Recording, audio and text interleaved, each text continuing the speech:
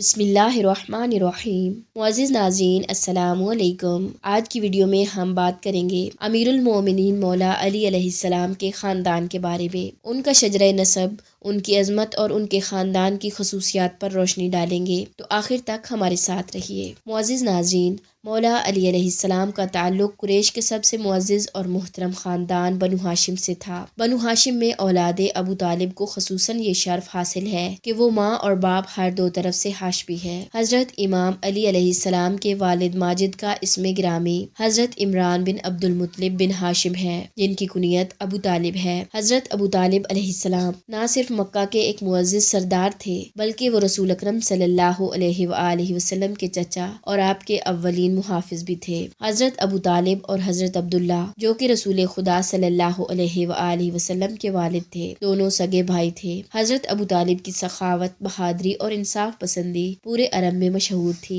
حضرت امام علی علیہ السلام کی والدہ محترمہ حضرت فاطمہ بنت اسد ابن ہاشم ہیں۔ حضرت فاطمہ بنت اسد بھی ایک بلند پایہ شخصیت تھی۔ انہیں اسلام قبول کرنے والی اولین خواتین میں شمار کیا جاتا ہے۔ ان کی محبت، قربانی اور تقویٰ کو رسول خدا صلی اللہ علیہ وآلہ وسلم نے بھی بے حد سراہا ہے۔ حضرت ابو طالب کے سب سے بڑے بیٹے کا نام طالب تھا، جو کہ لاولد فوت ہوئے، جن کی وجہ سے آپ کی کنیت ابو طالب ہے۔ طالب کے بعد جناب عقیل پیدا ہوئے، جو طالب سے 10 سال چھوٹے تھے۔ جناب جعفر حضرت ابو طالب کے تیسرے بیٹے تھے، جو کہ جناب عقیل سے 10 برس چھوٹے تھے۔ حضرت امام علی علیہ السلام حضرت ابو طالب کے چوتھے بیٹے تھے، جو کہ جناب جعفر سے 10 برس چھوٹے تھے۔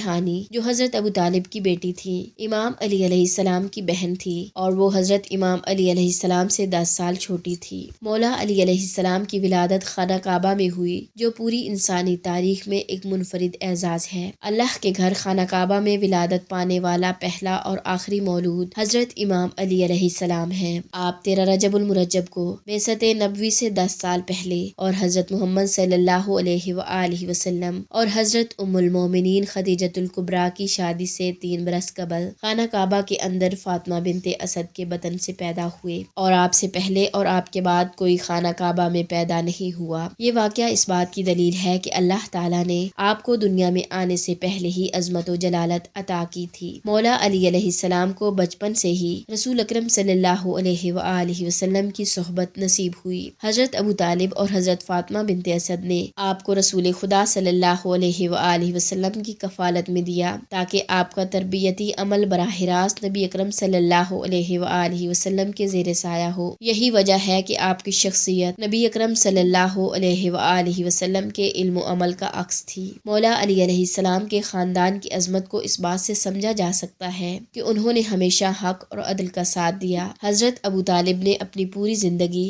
اسلام اور رسول اللہ کے دفاع میں گزاری، جبکہ حضرت فاطمہ بنت اسد نے دین اسلام کی اشاعت میں بھرپور کردار ادا کیا۔ یہی وہ عظیم خاندان ہے جس نے اسلام کو نہ صرف اپنایا بلکہ اپنی قربانیوں سے اسے مضبوط کیا۔ مولا علی علیہ السلام کی شخصیت اس خانوادے کی بہترین جھلک پیش کرتی ہے۔ رسول خدا صلی اللہ علیہ وآلہ وسلم مولائے کل کائنات ہیں، اور ان کے وسیع مولا علی علیہ السلام بھی مولائے مومنین بلکہ مولائے کل ہے۔ رسول خدا فرماتے ہیں کہ من کنت مولاہ فہذا علی مولا، کہ جس کا میں مولا ہوں اس کا علی مولا ہے۔ وہ ہستی جو شریک صفات نبوت ہو، نفس رسول ہو، اس کے صفات کا احاطہ کرنا اور اس کے فضائل کا احصاء عام عقل انسانی کی پہنچ سے دور ہے۔ مولا علی علیہ السلام کا خاندانی پس منظر ہمیں یہ درس دیتا ہے کہ ایک اچھے خاندان اور اعلیٰ تربیت کا فرد کی شخصیت پر کتنا گہرا اثر ہوتا ہے۔ انشاءاللہ نیکسٹ ویڈیو میں ہم آپ کے ساتھ مولا علی علیہ السلام کی خانہ کعبہ میں ولادت کا قصہ شیئر کریں گے۔ اگر آپ کو آج کی ویڈیو پسند آئی ہو تو اسے لائک کریں، اور مزید ایسی ویڈیوز کے لیے ہمارے چینل کو سبسکرائب کریں۔ ملتے ہیں نیکسٹ ویڈیو میں، تب تک کے لیے اللہ حافظ۔